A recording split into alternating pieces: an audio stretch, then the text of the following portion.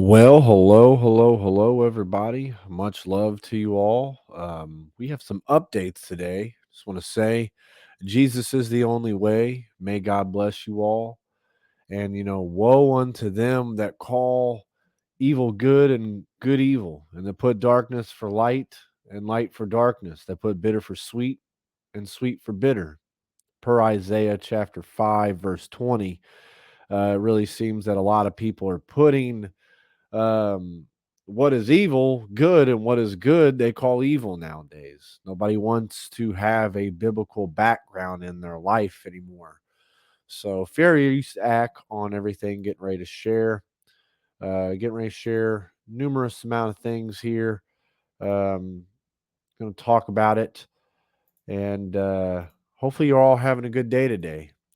Bringing up, there's developing that more banks are under pressure as banking crisis continues to spread. I really think that this is part of the um, thing that they're leading to bring digital currency in by July. A lot of countries are starting to already get to this. Western Alliance is exploring a strategic options, including a potential sale of all or part of its business. The Financial Times reported on Thursday, citing two people briefed on the matter. According to the NASDAQ, the Arizona based bank has hired advisors to explore its options. Um, Shares in Western Alliance have fallen 45% in a volatile trading before being halted. The stock has shred more than 60% of its value so far this year. The stock markets with banks are really going up and down. Actually, today, as we were driving back from the bank, I was telling my wife I really feel this is part of them to bring in the digital currency. Is we're noticing more and more banks are having issues. Three U.S. regional banks have failed in the last 2 months. This is spurring widespread worries about the sector's stability and deepened concerns about lenders as nervous clients move their money to bigger financial institutes. Um, I personally have not been keeping any more than bill money in the bank. What's needed for bills? I just don't have a lot of trust with the banks. We've seen what happened back in California. People were told to wait numerous amount of days for they could get their money out, waiting on their paychecks. Um, so it's really alarming. It seems that the U.S. dollar is really getting shredded into pieces. And of course, this BRICS, the dawn of a new alliance of nations as U.S. power fades.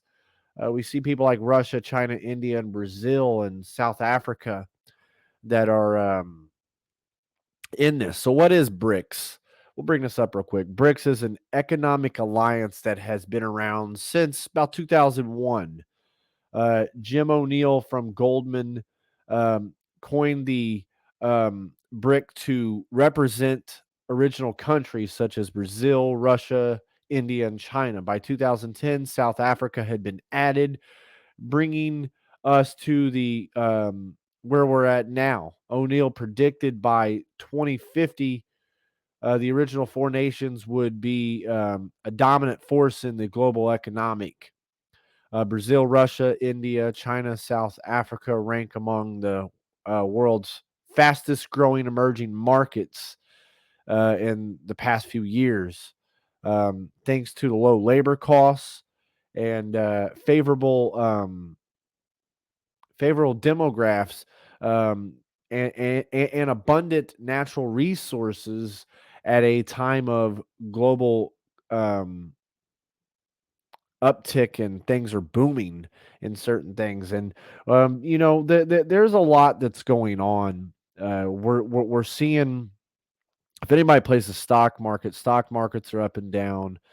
Banks are crashing. We're seeing this new rise of other nations. Um, for so long, the United States has been one of the biggest ones. Countries that are involved in this, of course, the five countries we just mentioned, but the union seems to have an intent on expanding to other nations, nations that have applied for the acceptance. We see Algeria, Argentina, Bahrain, Egypt, Indonesia, Iran, Saudi Arabia, the UAE. In addition, interest has been expressed by the following countries that are also wanting to join this: Afghanistan, Bangladesh, Belarus, Kazakhstan, Mexico, Nicaragua, Nigeria, Pakistan. I mean, the list goes on. We're seeing Sudan, Syria.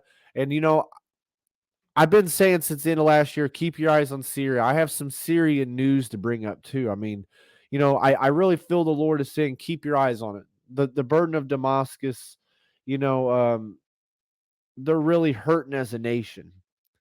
Um, they're really war torn, and eventually they're not going to be a city anymore.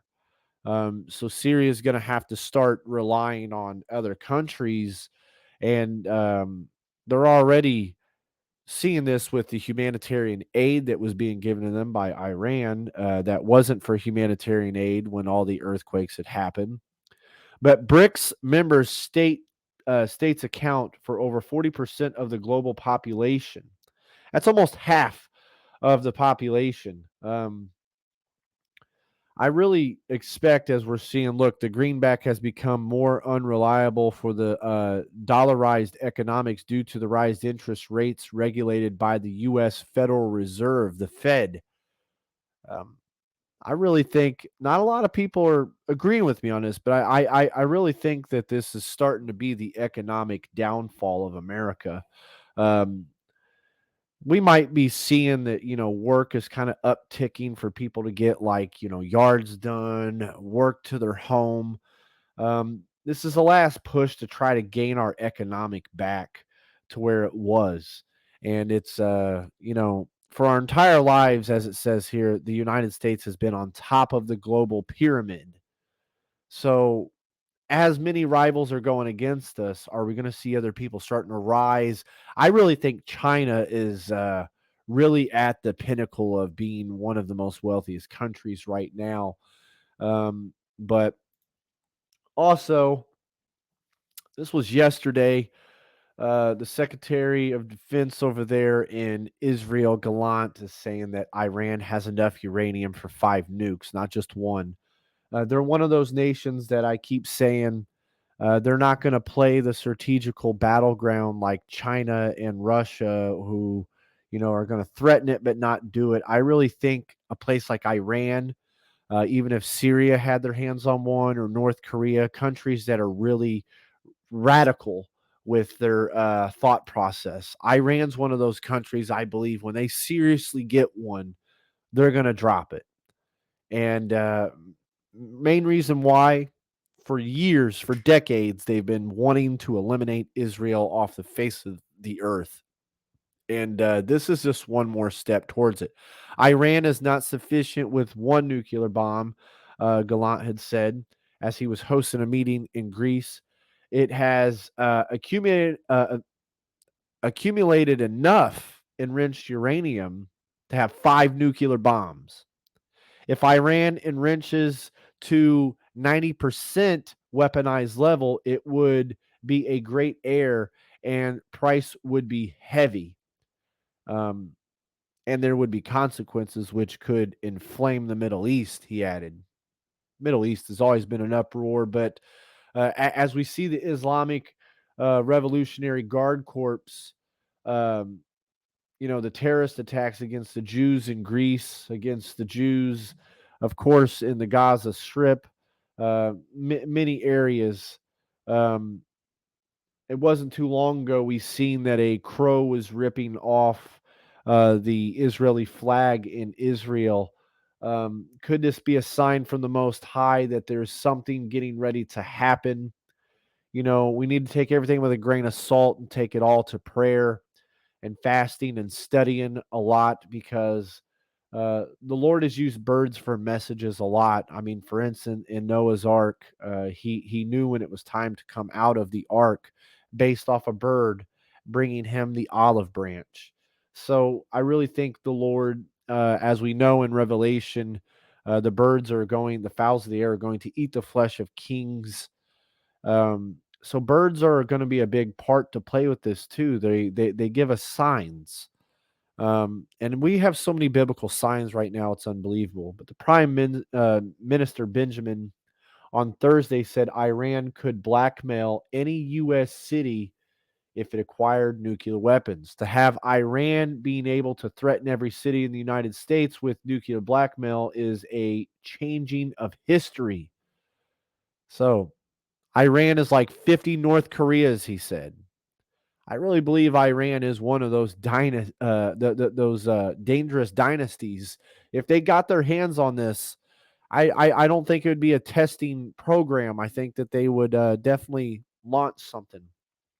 But as Israel and the West have more strongly aligned on Iran, Tehran has looked to bring its regional ties.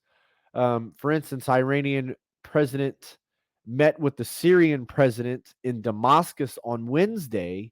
It was the first visit by Iranian head of state since Syria's civil war began in 2011. So, like I said, we're looking at 12 years of this war going on over there in Syria's civil war. With the military and economic support from both Iran and Russia, Assad regained control of most of Syria from rebels who were backed by regional countries now seeking dialogue with him. Um, Continue to keep our eyes on this stuff. I really think it's a matter of time before Iran is going to get um, a nuclear bomb. All these links will be in the description, of course.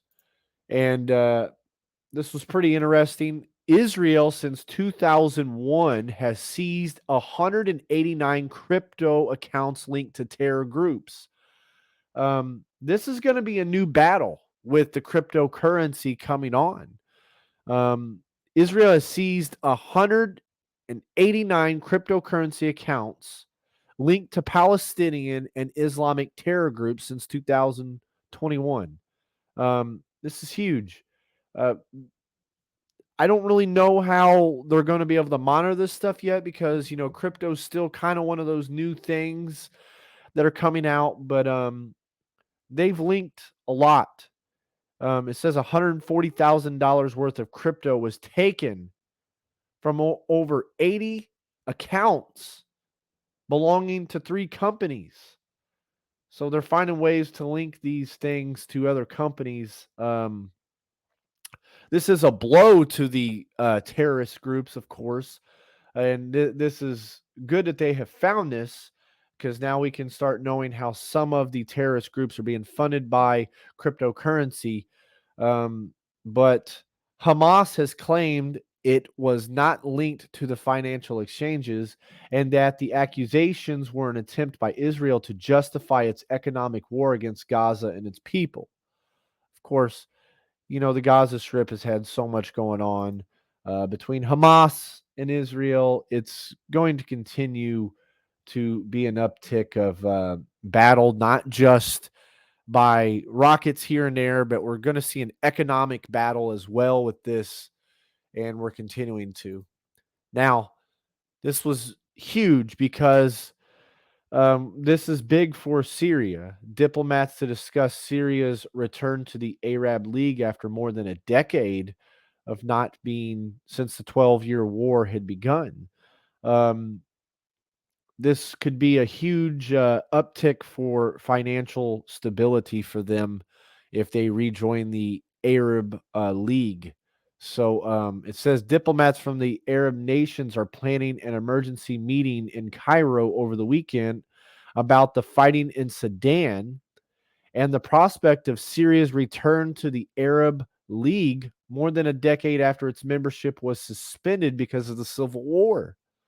They have opened up relations with the Syrian President Bashar and their foreign minister have visited Damascus in recent weeks.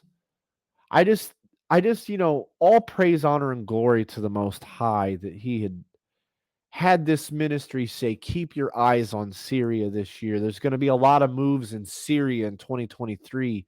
And by God, if you've been following this channel, there has been a whole lot of things happening in Syria, not just earthquakes and attacks, but I mean, we're talking Iran, first time they visited them in 12 years, potentially rejoining the Arab League after more than 12 years since the suspension.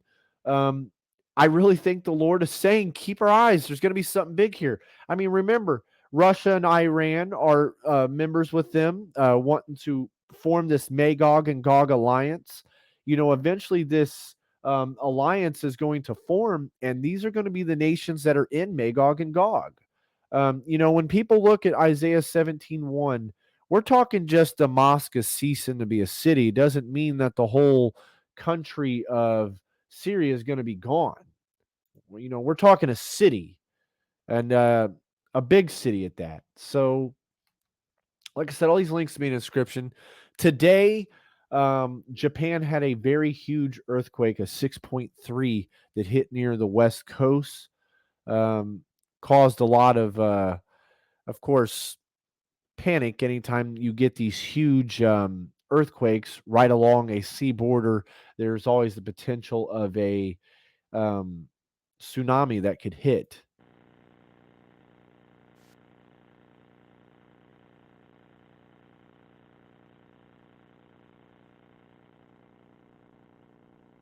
Be big.